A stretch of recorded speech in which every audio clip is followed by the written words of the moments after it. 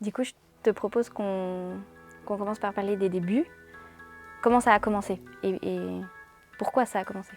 Alors, au début des années 70, la ville de Sion et la bourgeoisie souhaitaient trouver un lieu qui soit un lieu de création locale, amateur, à la différence du théâtre de Valère qui, lui, recevait des tournées professionnelles venant la plupart du temps de France. Et donc, ils ont cherché des locaux, ils ont fini par trouver chez Jacques-Arnold Kalbermatt une cave à fromage.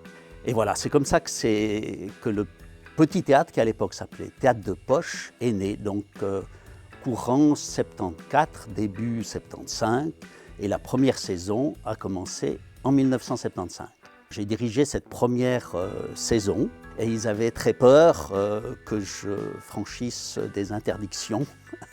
Et je ne sais pas très bien où ils les plaçaient d'ailleurs, mais je leur ai dit clairement, si on a envie de taper un soulier sur la table, dire à bas le capitalisme par exemple, on ne va pas se priver, mais on ne l'a pas fait. Hein. On a été au fond assez sages. L'idée c'était aussi que toute la population qui le souhaitait puisse aller sur cette scène, pour pousser une chanson, pour dire un poème.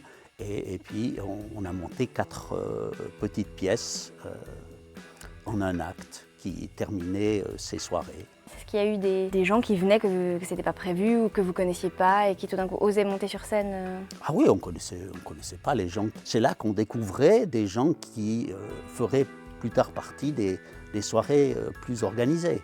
Ouais, c'était vraiment une animation locale. En opposition avec le théâtre de Valère, au fond, pas en opposition, c'est un contraste, disons. Moi, j'ai quitté tout ça en 1976, et après, qu'est-ce qui s'est passé? Et après, pendant que tu étais à Genève, l'aventure continue et ils sont restés 15 ans dans la cave à la rue du Vieux Collège 14. À la cave, ils étaient bien, à part les chaises qui faisaient mal aux fesses, mais c'était quand même précaire, faut le dire. Enfin, la régie était coincée au plafond, enfin, c'était quand même une cave. Et puis en 1990, ils ont déménagé, mais juste un peu plus haut, à la rue du Vieux Collège 9. Et ils ont fait une grande inauguration en septembre 1990 sur 3 jours, où il y avait des spectacles dans les 2 lieux, du coup, à la cave et en haut. Ils ont sorti la fanfare, enfin, je crois que c'était une grande fête. Et J'y étais, je me rappelle de cette fête, il y avait eu un discours du président de la ville, oui, c'était un événement. Ah, génial. Et j'ai vu dans un édito une lettre qui s'inquiétait.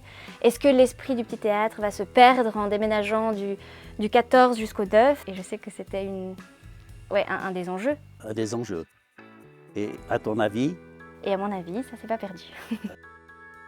Qu'est-ce que le petit théâtre est devenu maintenant dans notre période contemporaine? Au fil des années 2000, il s'est vraiment professionnalisé.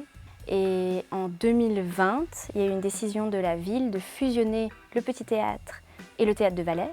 Et maintenant, c'est une seule équipe qui s'occupe des 2 théâtres. C'est une idée qui était dans l'air déjà depuis de nombreuses années, mais je suis très heureux qu'elle se soit enfin concrétisée. Donc par le passé, il y a déjà eu cette idée. Elle était dans l'air, mais ceux qui à l'époque dirigeaient le petit théâtre et ceux qui à l'époque, c'était le CMA, dirigeaient le théâtre de Valère, tenaient à leur indépendance. Donc ça a mis un peu de temps à mûrir.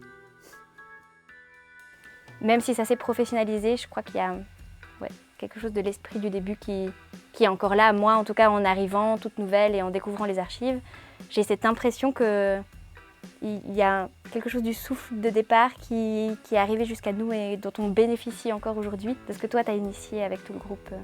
L'enthousiasme. Ouais.